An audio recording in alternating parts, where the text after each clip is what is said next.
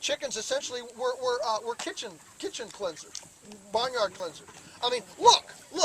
When the only way to harvest grain was to hand sow it, hand scythe it, bundle it up, let it dry in a sheaf, okay, all right, and then bring it to another to a masonry floor of some sort, or a hard beaten floor, and pound it out to shatter the grain out of the chaff, and then flail the chaff up in the air and have all your kids blowing, catch some winds to blow that chaff away, and then try to store it in a container that's rat-proof.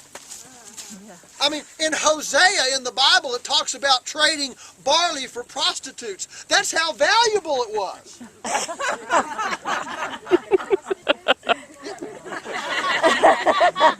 I'm assuming that prostitutes were still fairly expensive, so probably so was barley. That's my assumption.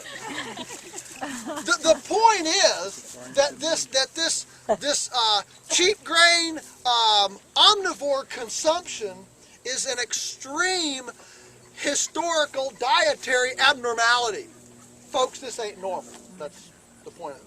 And now, that's not to say that we can't do some really cool things now with the infrastructure that we have, with the electric fence, with very simple, lightweight infrastructure, and those electrified nettings, so that we can actually, in a domestic, controlled way, scavenge more grasshoppers and crickets and get animals out. And with guard dogs, with radio-controlled collars, we can protect them from predation. I'm not saying that we can't do better, but in the big picture, that would be eating the closest to nature. All right.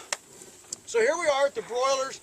They get, again, a local GMO-free grain diet, and we move them every day to a fresh spot that they haven't been on. And so the chickens are only on one spot one day a year.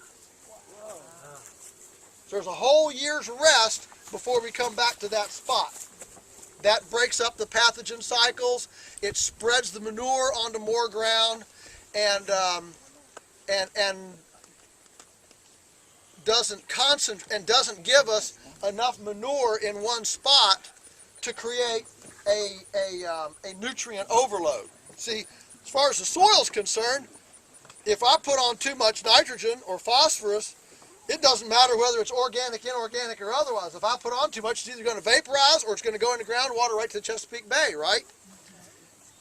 In the final analysis, it doesn't differentiate those two things. So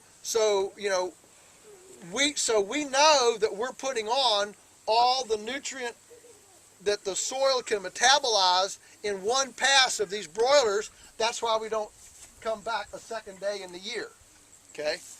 So by the time you add the broilers, and then you have the turkeys go through once, you have the egg mobiles, we've grazed this with the cows, we've made hay on it, and you have all that cycle, that stackable, synergistic, symbiotic, multi-enterprise, multi-speciated, pasture-based model suddenly ratchets up the income per acre from, say, $300 on or $200 on a beef cattle operation to $8,000 here.